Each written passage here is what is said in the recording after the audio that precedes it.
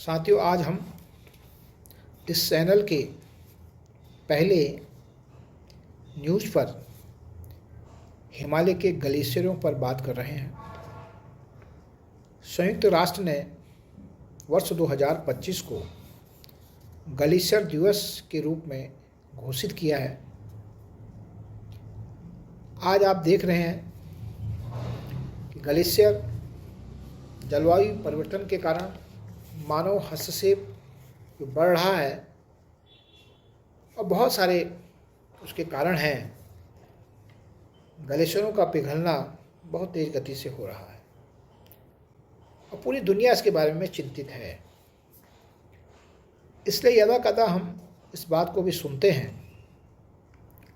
कि दुनिया में अगर अब कोई युद्ध होगा तो पानी के लिए होगा। हवा और पानी के लिए बातचीत अब होनी चाहिए और संयुक्त राष्ट्र संघ ने इस पर गंभीर चिंता व्यक्त करते हुए इस वर्ष को इस शीर्षक के लिए समर्पित किया है। अपने देश के प्रधानमंत्री श्री नरेंद्र मोदी जी ने मिशन लाइफ एक नया शब्द दिया, जिसका सामान्य अर्थ है कि एक सतत जीवन शैली हम लोगों को अपनाना चाहिए, खासकर हिमालय के लोगों को। जब संयुक्त राष्ट्र ने इस बात को कहा कि 21 मार्च को पूरी दुनिया हिमनद दिवस को मनाए, हम लोग लंबे समय से हिमालय क्षेत्र में हिमालय बचाओ आंदोलन को चला रहे हैं और हिमालय बचाओ आंदोलन के साथियों को लगा कि उत्तराखंड के मुख्यमंत्री जी को एक पत्र लिखा जाना चाहिए। हम लोगों ने उत्तराखंड के मुख्यमंत्री को एक पत्र ईमेल के माध्यम से भेजा। बहुत सारे समाचार पत्रों ने उस पत्र को अपने समाचार पत्रों में स्थान भी दिया।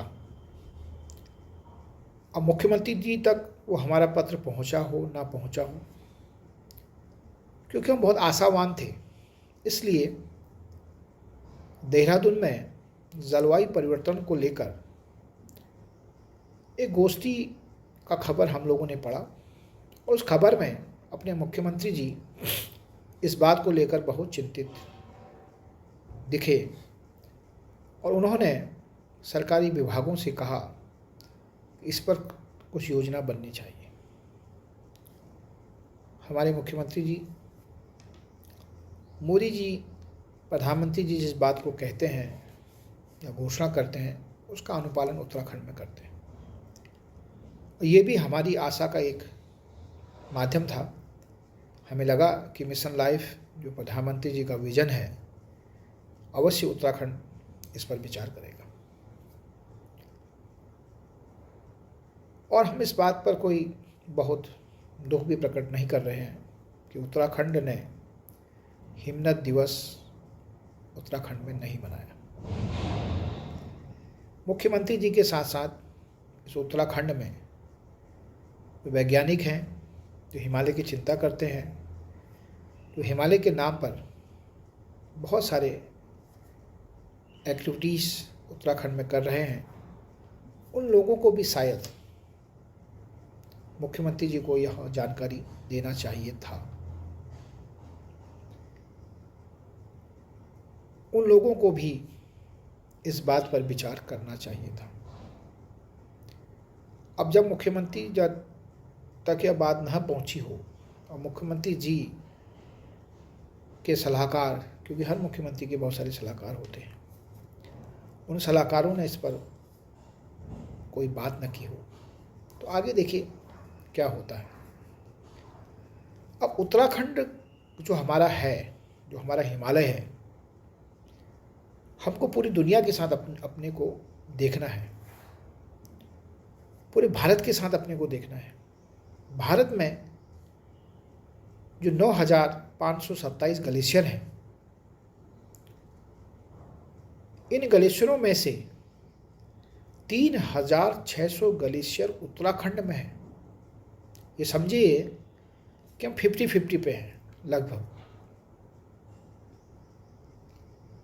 और उत्तराखंड के 19 ग्लेशियर पूरी दुनिया में आपका प्रसिद्ध है।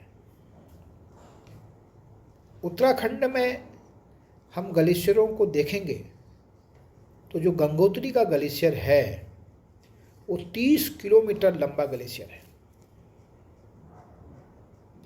और जिसे हम उत्तराखंड का प्रथम ग्लेशियर भी कह सकते हैं और बड़ा ग्लेशियर भी कह सकते हैं।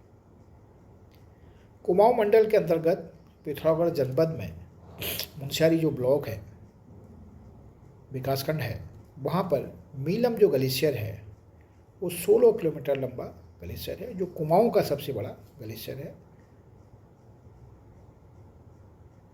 अब ये जो ग्लेशियर्स हैं इनका बड़ा योगदान हमारे जीवन पर है और ये सब लोग इस बात को जानते हैं। हमने उत्तराखंड की सरकार से यह मांग की है कि आपने 21 मार्च को भले हिमनद दिवस ना मनाया हो, कोई बात नहीं, उत्तराखंड में इन ग्लेशियरों के अध्ययन और आकलन के लिए एक आयोग गठित किया जाना चाहिए, जो आयोग इनकी स्थितियों पर एक रपट यहाँ के उत्तराखंड के नागरिकों के बीच लाए। हम चाहते हैं कि उत्तरकाशी है, रुद्रप्रयाग है, चमोली है, बागेश्वर और पिथौरागढ़ जनपद, यहाँ के ग्लेशियरों को राष्ट्रीय धरोहर घोषित किया जाना चाहिए और हिमालय क्षेत्र के लिए विकास प्राधिकरण आपका बनाया जाना चाहिए, क्योंकि हिमालय है, हल्द्वानी, दिल्ली, बम्बई, कलकत्ता जैसा व्यवहार आप हिमालय के साथ नहीं कर सकते।